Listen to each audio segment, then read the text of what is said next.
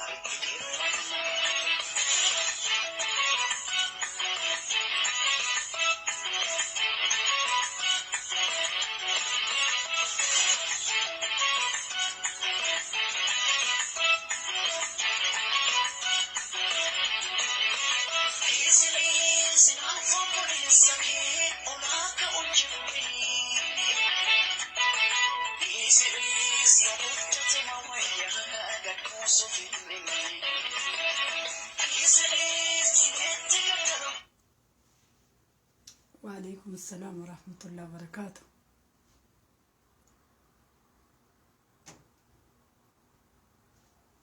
وأنا زاني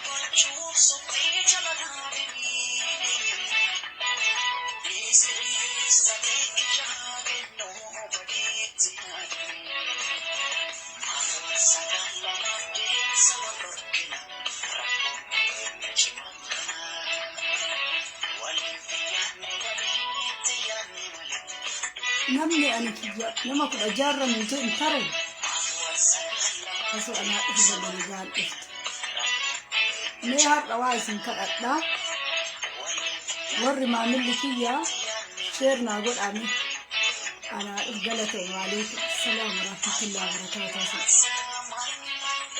ما شيرنا أقول أواد البطل بربادا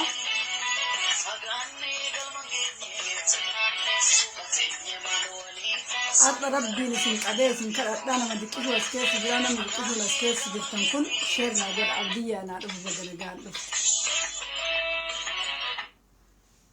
ونمنا أسكيس جبتن كل شيرنا أقول أمي شيرنا أقول آتي هاتك آتوها قدتو بودر. وعليكم السلام ورحمة الله وبركاته. عبدية بقنا قال رفتي وانا لبونا ما ويدبتو بربادا بودر رمو ورا تيك توك كيستي تشلعي ما تكن اللي واندي بسوف قبا دران درسي وانت انا را دبتو هدو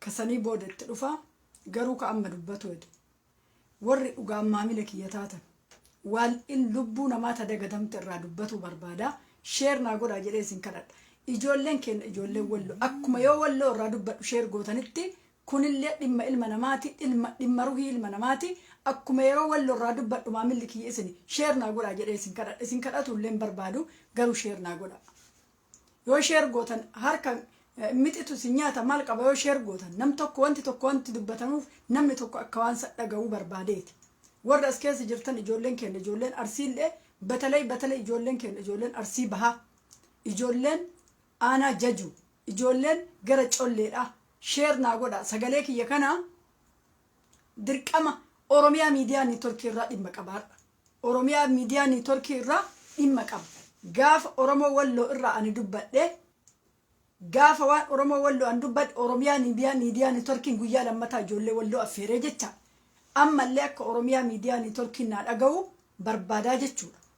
Ijoolleen keenya ijoolleen arsii bahaa warri tiktoka keessatti akka sareetitti wuduttanii akka sareetitti wanna mararraa lafaa ooltanii ummata keenya ka intarneetni irraa citee mootummaan intarneet irraa muree baatii sadaffaaf deemaa jira.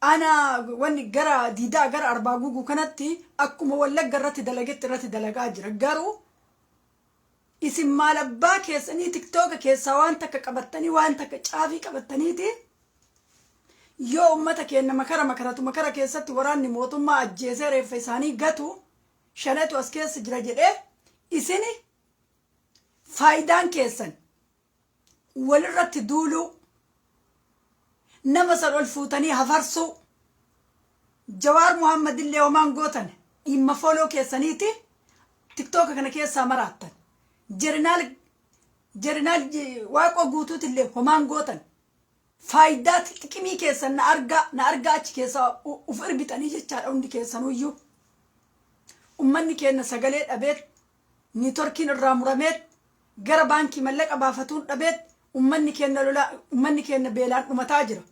Ummanni keenya raasatti ajjeefamee reeffi isaanii raasatti gatamaa jira. Bakka midhaan haamatanitti bakka makaratanitti waraanni mootummaa dhaqee achitti ajjeesaa jira. Oromiyaa miidiyaa niitorkiin eenyutu qabee deemaanii jira miidiyaa kana.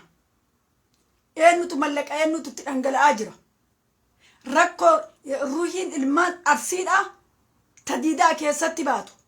Aanaa collee keessatti tabaatu ruuhiin wallaggaatiif shawaa maaliin garaagarumtii qabdi. Rabbuma keessanii jedhaati.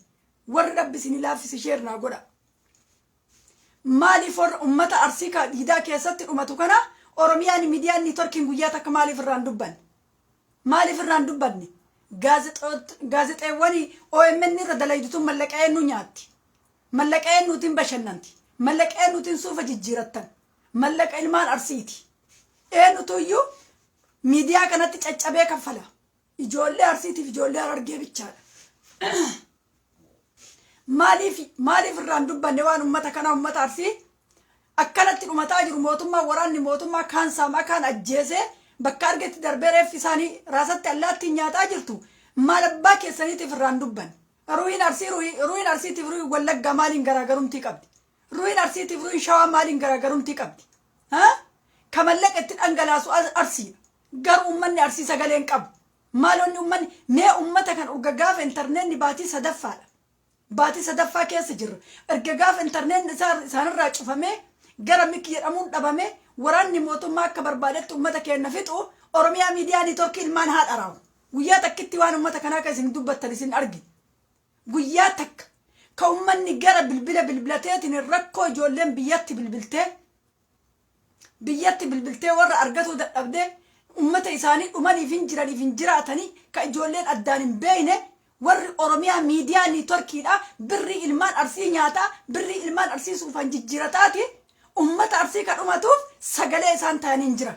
Maal abbaa keessanii birrii eenyuutiin bashannantan isin birrii eenyuutiin uftuttuultan quumsaaxinii fafakkaattanii hayi ruuhiin ilmaan arsiidha ruuhii miti. Ruuhiin ilmaan arsii ruuhii bineensaati moo ruuhii sareeti? Sareenu garaa nama nyaatti. Akkuma arsii akkuma Oromoo taawwan irraa dubbattanitti akkuma wallaggaaf shawaa irraa dubbattanitti arsii irraallee dubbadha. Maal abbaa keessanii birrii arsiin isinitti dhangalaasaatiin mindaa ijoollee arsiitiin nyaata mallaqa ummata arsii nyaata sagalee ummanni arsii maaliif dhaba? Bees jala harreen baale jedhamu kun immoo godhama ilma haadha duuba dhaabate. Sare maaliif ummanni keenya maaliif sagalee dhaba maaliif gara biraati lallabaa oolti miidiyaan asirra tetteettee gara biraati lallabaa oolti mallaqee nutiin zanaa jettanii mallaqee nutiin jiraattan mallaqee nutiin tasnaannaatanii mallaqee nutiin quumsaaxinii fakkaattanii jiraattan ummata arsiitii barka qabee isiniin deemaa jiru ummata arsiitii barka isin utubaa jiru ummata arsiitii Oromiyaa miidiyaa niitorkii qabee deemaanii jiru Harargee farsii malee kolkoleen biraa keessa hin jirtu dhugaa yoo dubban. Warri ganama galgala akka Oromootitti irraa haaso'itan kun haga kafalu beeyna mallaqa isinitti garuu ummata arsiit irraan dubbattan garuu ummanni arsii ukkaamamee sagalee dhabe menneqoonni dhalaan ganda saniitiif dhalaan dhiirri ganda sanii tiktoka keessa seettee tiktoka keessa of irbaa oolti jecha tiktoka keessa seettee of ammaassalaa oolti jecha reeffi ilmaan arsee abbaan awwaalu dhabameeti sareen nyaatti makara maasaa midhaan haamatan keessatti maal abbaa keessanii eeydan maaliif irraan dubbanne kana isin maaliif bakka na argaa bichaa warra eegee nadheeni bichaa ilaalaa ooltan eegee nadheeni malee wanni biraan laaltan kulliin keessa hudduu beera achi keessatti ammaassaltu bichaa ilaalaa ooltan jala tetteettanii isin saroota jawaar illee waa takkan gootaniif jawaar irraa saree dutaa ooltullee jawaar irraa dhooguu hin dandeettan akkanan jawaar hin qabattanii jawaar jettanii afaan banaa ooltanii bar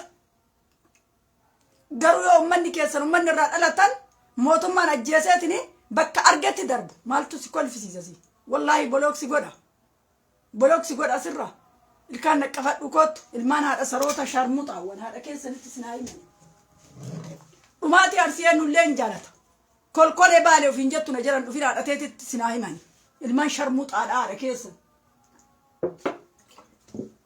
hin dhufinaa isin jechuun isin himannaan amaara naa wayya amaara callaaqaa naa wayya isin himanna argaa teessan dhumaatii arsii akka isin arsiin akka diina arsii taatan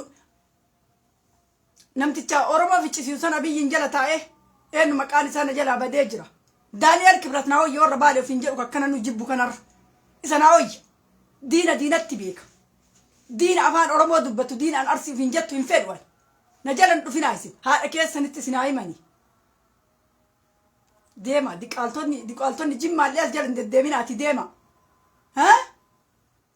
wannummaan isin irraa dubbatuu diddanii tiktoka kana keessatti tetteettanii eegee nadhiinii hudduu nadhiin akkanatti ammaassaltu laalaa ooltanii bar isin jala teettanii garuu ummanni keessanin dhuma odoo mana hidhaatitti isin guuranii mana hidhaa keessatti sassakaalamtanii mana hidhaa keessatti dhumtanii warri tiktoka kana keessa akkana hudduu dhirbuufi warri nadhoo laalaa oolu kunniin jechaadha maal abbaa keessaniitiif ummata keessaniin dubban mucattii takkitti hikma moo eenyu sanbichaadha namni sooshaal miidiyaa kana ummata keenya sagalee ta'a jedhee dubbatu ummata aga dhumatu kan ummata akkana dhabamaa jiru kan maal ruuyin ilmaan arsii ruuyi sareeti birrii nyaataa birrii ilmaan arsiitiin oromiyaa miidiyaanii turkiin ganama galgala waan biraa raagaa waan arsiin dubbatu asirratti guyyaa takka baatii